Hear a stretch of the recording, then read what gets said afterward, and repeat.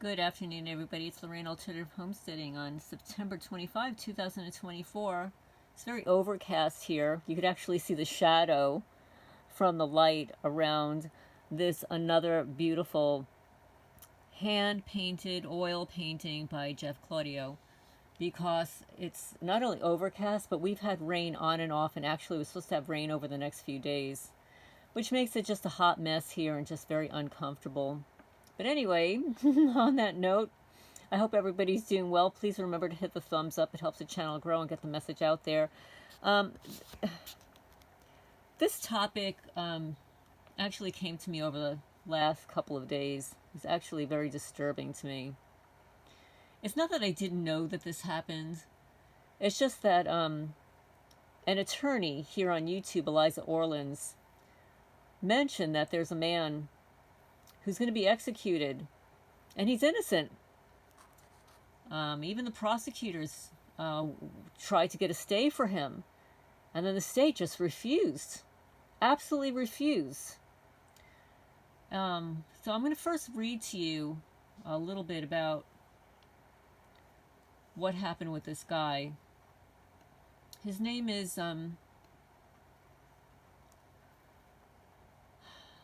Marcellus Williams. And I had sent a text message saying that he was innocent, and it was to a group called the Innocence Project Team. They sent me a message back today. Tonight, Missouri executed an innocent man. Our hearts are with the family and friends of Marcellus Williams, who have suffered unimaginable loss and trauma. Please see the link to our full statement. We are profoundly grateful to everyone who joined our fight for Marcellus's life. Now, I'm going to tell you a little bit about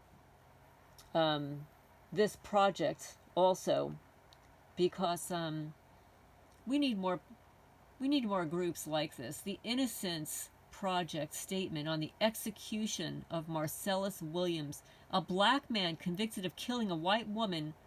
Mr. Williams maintained his innocence until the very end. And this is him.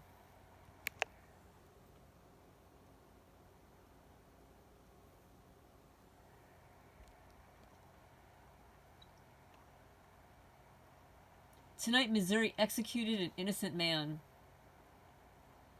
Our hearts are with the family and friends of Marcellus Williams and Felicia Gale, who have suffered unimaginable loss and trauma. Mr. Williams' story echoes that of too many others caught in our country's broken legal system.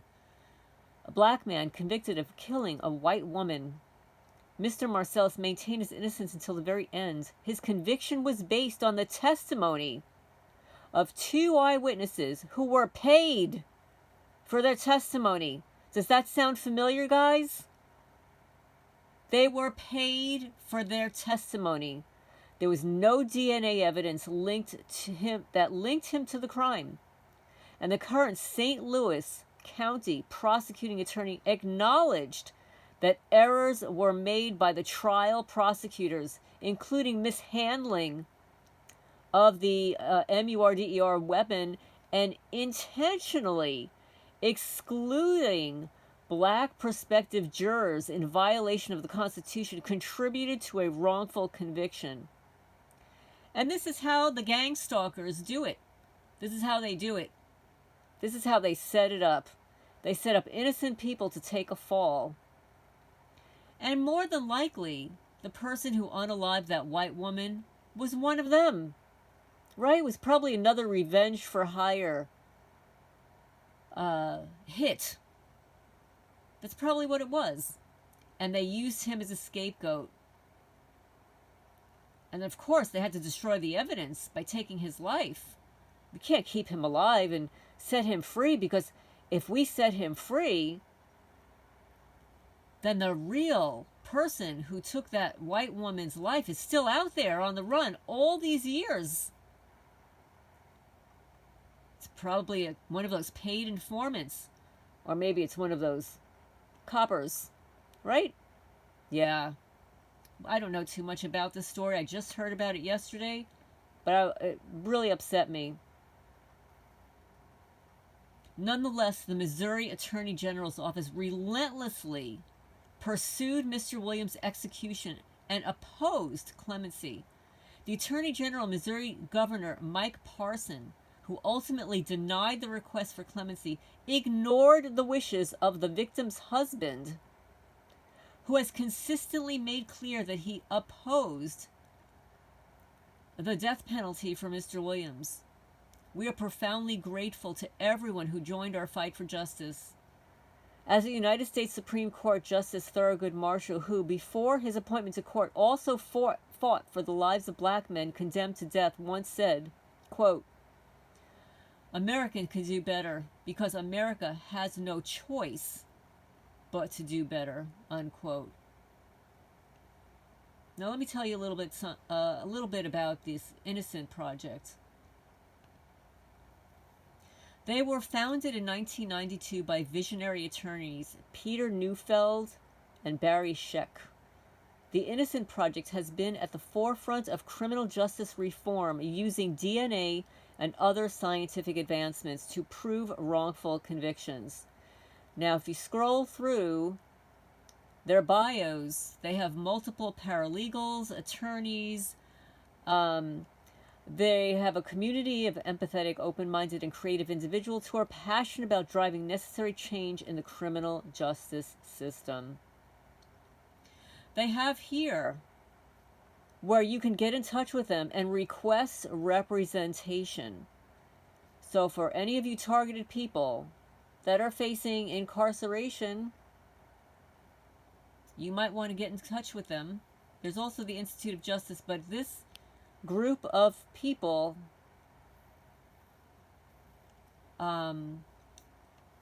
their specialty is in wrongful criminal incarcerations, and they're at the forefront of the criminal justice reform using DNA and scientific advancements to prove wrongful conviction.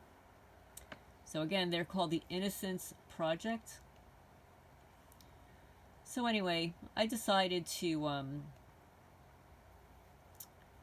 have a little dialogue with Chat Gpt on the topic.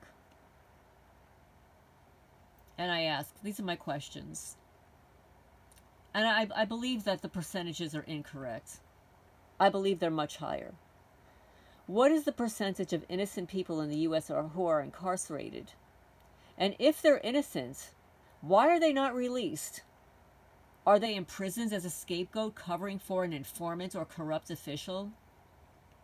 So this is the response I received.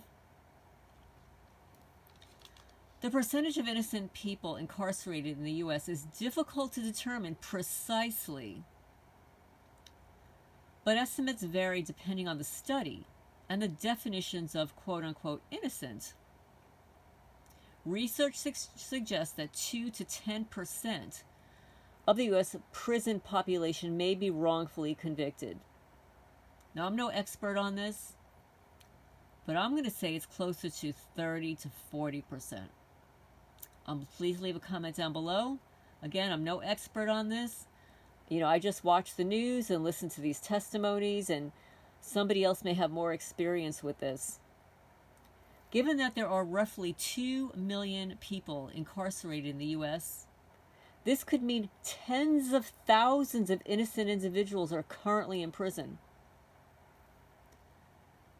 My question is, why are innocent people not released? There are several complex reasons why innocent individuals are not immediately released, even after evidence or legal mishaps have come to light. 1, the legal process is flawed. Eyewitness misidentification. A leading cause of wrongful convictions is witnesses often unintentionally misidentify suspects, and this has led to numerous wrongful imprisonments. Now, if anybody out there remembers the film My Cousin Vinny, where Vinny gets before the judge and he pulls up one of his witnesses, who's this little old lady wearing glasses and whatever, and he asks her, first to come to the front and read something, and then he sends her to the back and says, "Can you read it?" She couldn't read a damn thing, with or without her glasses. So how is she going to identify anybody in that crime? So yeah, I mean, I highly recommend My Cousin Vinny. It's absolutely hilarious and very interesting commentary on the legal system, especially when you're not an attorney. Okay, so that's eyewitness misidentification. Then, of course, there's the false confessions. When they lie. In some cases, individuals confess to crimes they did not commit due to intense pressure from law enforcement, mental health issues, or fear of harsher punishment. Oh, and you know how these coppers like to extort people. Like the recent one where the deputy was extorting sexual favors from some of the women who were going to jail, and he decided, well, I'll give you a lesser sentence if you just do it with me for months. That never happens, men and women. Then there are forensic errors or misconduct. Inaccurate or misinterpreted forensic evidence has led to wrongful convictions, and in some cases, forensic science is unreliable or mishandled. Well, yes, it could certainly be mishandled if it's in an infected environment, if it wasn't packaged correctly, if too much air got in it. What if somebody touched it and then stuck it in there? Any of that's possible. Moisture, anything. And in addition to the fact of Chat GPT didn't add they said misconduct, the corruption, where somebody could deliberately alter the evidence. Deliberately. Like when your neighbor steals your gate that was pummeled into the ground, which was evidence of vandalism, and then decides to not give it back. Yeah. Tampering with evidence. Number 2, prosecutorial resistance. Reluctance to admit mistakes. Prosecutors and law enforcement officials may resist reopening cases or admitting errors because it undermines their prior work and casts doubt on the system as a whole. Well, that's very narcissistic. When you're talking about somebody's life here, for their whole life in prison, and you don't want to open up a case because you're afraid of admitting you made a mistake, you need to get a new job. Political pressure. In high-profile cases, not like this one, there may be significant political and public pressure to uphold convictions, even if new evidence suggests the person is innocent. Sort of like with Michael Jackson. Yeah, you know what they did to him. He's a targeted person. He wanted to remove himself from Sony Records. Decided to be his own self. Oh no, they didn't like that one bit. No, they wanted to get even with him. Finality, quote unquote, of convictions. The legal system values the finality of verdicts to maintain order. Good job, good job. Once a conviction is made, courts and prosecutors may be reluctant to revisit the case unless there's overwhelming evidence of innocence, in which there was in the case of Mr. Marcellus. Number 3, ineffective legal representation. Oh, well, that happens. Poor or overburdened defense lawyers, particularly in cases involving public defenders, can result in wrongful convictions due to inadequate defense at trial. Post-conviction appeals are complex and require significant legal expertise, which many wrongfully convicted individuals cannot afford. See, that's a financial issue there. It's a financial issue. They make it very difficult for you to go back and retry your case. Number 4, systemic racism and bias. People of color, especially Black and Latino individuals, are disproportionately represented in wrongful convictions. Systemic biases can lead to over-policing and harsher treatment of minority defendants, contributing to a higher likelihood of wrongful conviction. Number 5, difficulty assessing new evidence. Then there's the appeals process. the legal system places significant hurdles in the way of those seeking to overturn wrongful convictions, such as strict deadlines, statute of limitations, and high evidentiary standards.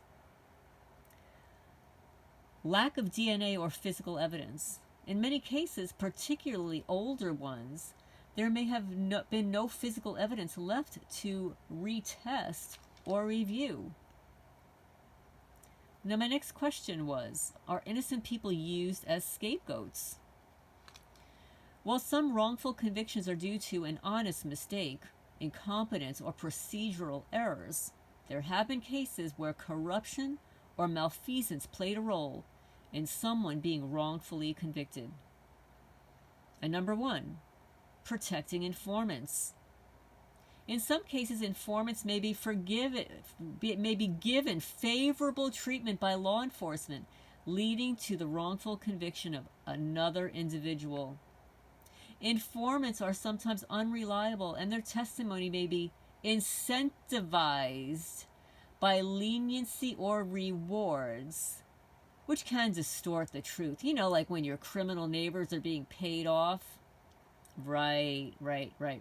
Protecting the informants, and they're given favorable treatment by law enforcement, leading to the wrongful conviction of another individual. Number 2, covering for corrupt officials. Now, Chat GPT, I disagree with you here. Okay, I'm just saying, disagree. This is for educational purposes, Chat. I don't agree with you here. While rare, no, it's not rare. While rare, there have been cases where law enforcement or public officials have framed innocent individuals to protect their own interests or cover up misconduct. Well, welcome to the more than 4 million innocent people placed on the list. The blacklist, the watch list. Yeah. And it's usually involving law enforcement. That's right. So Chat GPT, you need to get with the gang stalking program here. It's not rare. It happens every day. Go on to YouTube, Chat GPT, and watch the cop auditors. There are dozens and dozens of them filming these criminals, beating people, lying about it, lying on camera, and thinking that they're going to get away with it. So no, it's not rare. It happens every day of the week. Number 3, coercion or manipulation by law enforcement. There have been instances where police or prosecutors fabricate or withhold evidence to secure convictions, sometimes to meet quotas or maintain a tough on crime image. Oh, no. That never happens, boys and girls. Oh, you're kidding me. Prosecutors fabricate or withhold evidence? No, that only happens here in Kentucky.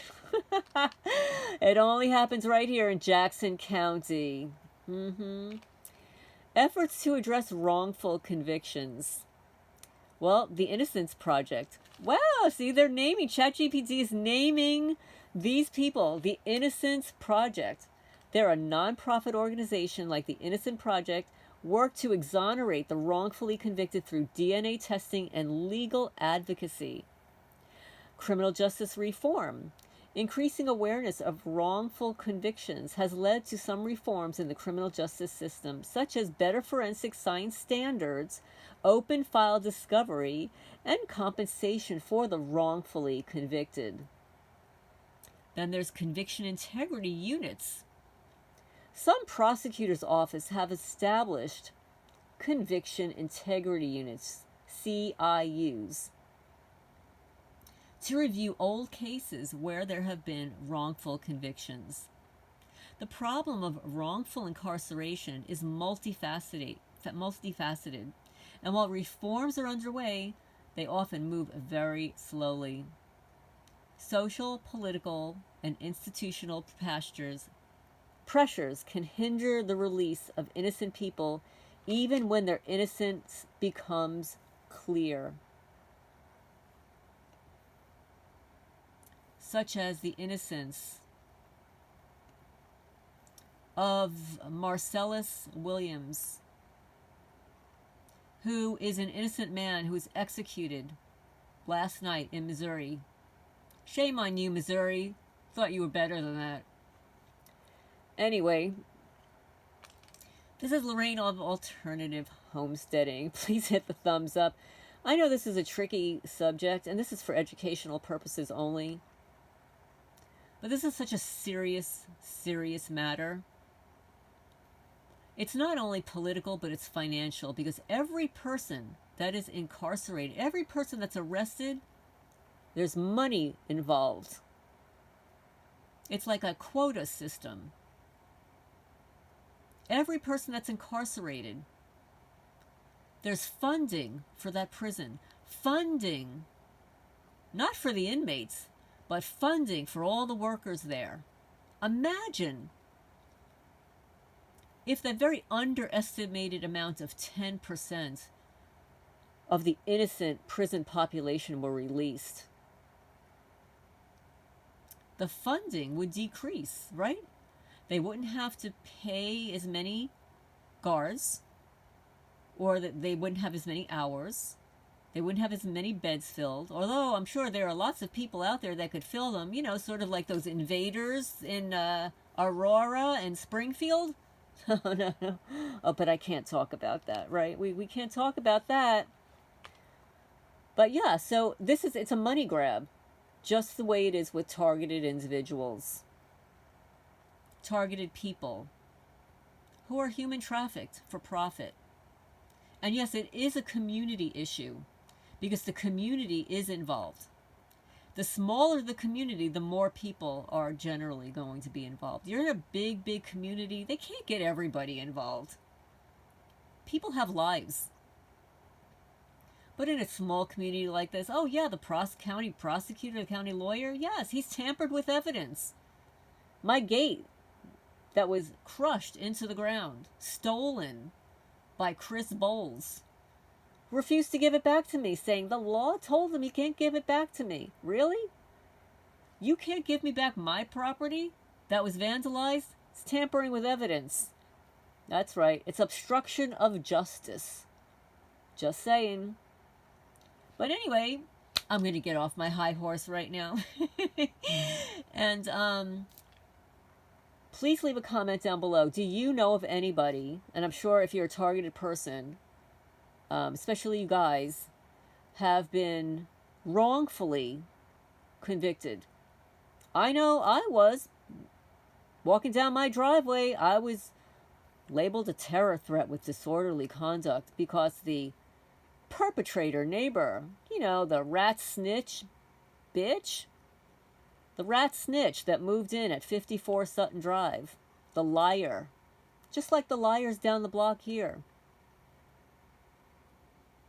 It's all for profit. It's revenge for hire. It's profit. And make no mistake, it's the Masonic cult of Satanism that's involved.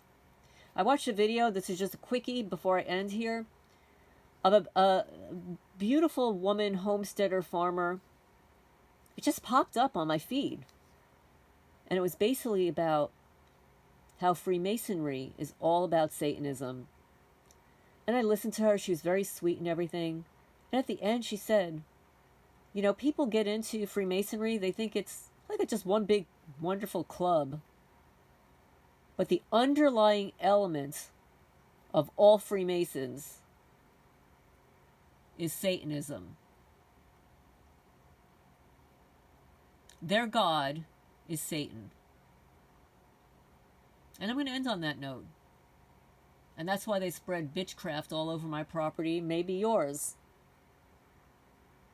They're dull Illuminati witches. Well, actually, from what I've read and understand, the Freemasons are tools, just the way the cops are tools to the elites, you know, the higher up people. They use them. They use them as their foot soldiers to harm people. And they're Satanists. Okay? These are not joyful people. These are not people that enjoy life. These are not people that love other people. They're evil. And I'm going to leave on that note. And I'll stand by that. Signing off for now. Please hit the thumbs up. Leave your questions and comments down below. And I'll talk to you soon.